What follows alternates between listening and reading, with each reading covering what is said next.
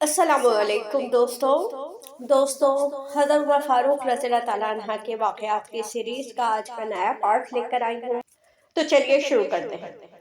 ایک دن حضرت عمر رضی اللہ تعالیٰ عنہ منبر پر چڑھے اور لوگوں کے ایک کثیر مجمع سے مخاطب ہو کر فرمایا: لوگوں، عورت کے مہر زیادہ نہ باندھو، آئندہ مجھے کسی کے متعلق یہ خبر نہ پہنچے کہ اس نے اس مقدار سے زیادہ مہر دیا ہے جس مقدار میں حضور اکرم صلی اللہ علیہ وسلم نے مہر دیا تھا۔ میں اس سے زیادہ مقدار بیت المال میں مقرر کروں۔ یہ فرما کر منبر سے نیچے اتر آئے۔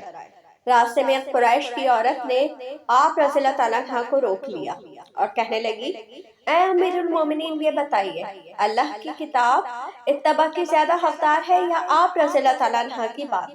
آپ نے فرمایا کہ اللہ کی کتاب ہی اتباع کی زیادہ حقدار ہے، لیکن ہوا کیا ہے؟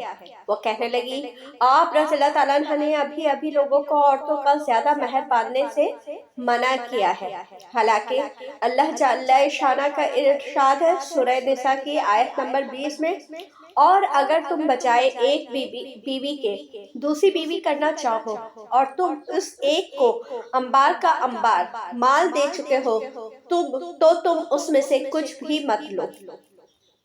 حضرت عمر رضی اللہ تعالیٰ عنہ نے کہا کہ ہر ایک عمر سے زیادہ فقیہ ہے، پھر واپس منبر کی طرف تشریف لے گئے اور لوگوں سے فرمایا کہ میں نے تمہیں عورتوں کا مہر مقررہ مقدار سے زیادہ باندھنے سے منع کیا تھا، لیکن اب حکم یہ ہے کہ ہر شخص جیسے چاہے اپنے مال میں تصرف کرے۔ نبی کریم صلی اللہ علیہ وآلہ وسلم ایک غزوے میں تشریف لے گئے۔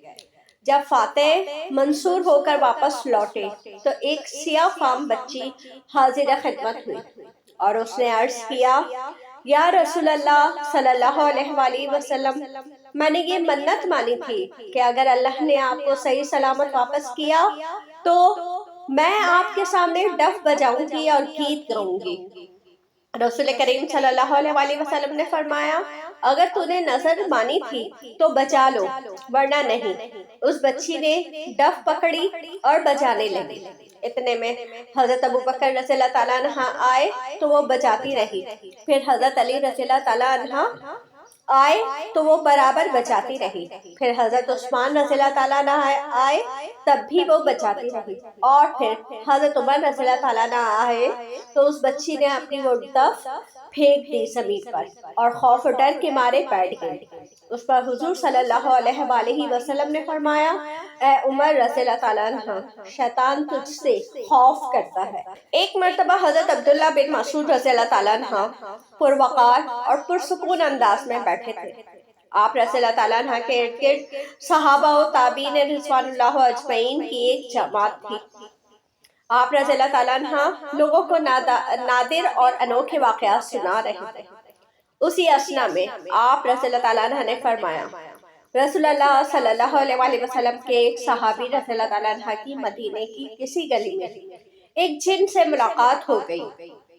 اس جن نے ان صحابی رضی اللہ تعالیٰ عنہ کو کشتی کی دعوت دی، چنانچہ ان کی کشتی ہوئی تو ان صحابی رضی اللہ تعالیٰ عنہ نے اس جن کو پچھاڑ دیا۔ وہ جن کہنے لگا کہ مجھے چھوڑو۔ صحابی رضی اللہ تعالیٰ عنہ نے اس کو چھوڑ دیا۔ پھر اس جن نے دوبارہ کہا کہ اب دوبارہ کشتی ہو جائے، چنانچہ پھر ان میں کشتی ہوئی تو صحابہ رضی اللہ تعالیٰ عنہ نے اس جن کو زور سے پٹک دیا اور اس کے سینے پر چڑھ کر بیٹھ گئے۔ پھر ان صحابی رضی اللہ تعالیٰ عنہ نے کہا: مجھے تم کمزور لاغر جسم کے آدمی لگتے ہو، تیرے ہاتھ بھی کتے کے ہاتھ جیسے ہیں، پھر تم کوئی جن ہو؟ جن نے کہا: ہاں، خدا کی قسم میں جن ہوں۔ صحابی رضی اللہ تعالیٰ عنہ نے فرمایا کہ میں تمہیں اس وقت تک چھوڑنے کا نہیں جب تک مجھے وہ دعا نہیں بتا دو گے جس کے ذریعے ہم تمہارے اثر سے محفوظ رہ سکیں۔ اور جن نے کہا: وہ دعا آیت الکرسی ہے۔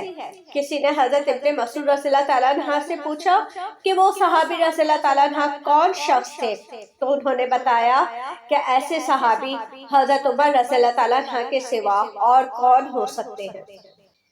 حضرت عمر بن الخطاب رضی اللہ تعالیٰ عنہ صحابہ اجمعین کے کوکبے میں امیر المومنین کی حیثیت سے بیٹھے تھے۔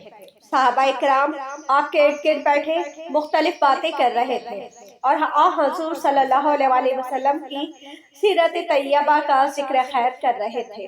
اسی اثنا میں لوگ حضرت عمر رضی اللہ تعالیٰ عنہ کی مدح سرائی کرنے لگے کہ خدا کی قسم اے امیر المومنین، ہم نے کوئی شخص نہیں دیکھا جو آپ سے زیادہ انصاف کرنے والا ہو، آپ سے زیادہ حق کو ہو اور آپ سے زیادہ منافقین پر سخت گیر ہو۔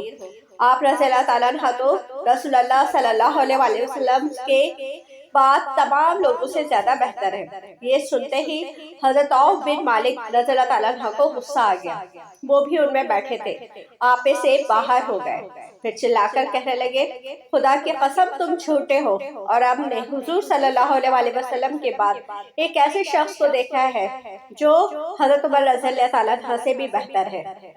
حضرت عمر رضی اللہ تعالیٰ عنہ نے پوچھا اے عوف وہ کون ہے؟ عوف رضی اللہ تعالیٰ عنہ نے کہا وہ ابو بکر صدیق رضی اللہ تعالیٰ عنہ ہے۔ حضرت عمر رضی اللہ تعالیٰ عنہ نے فرمایا کہ واقعی عوف سچ کہتے ہو اور تم جھوٹ کہتے ہو، خدا گواہ ہے۔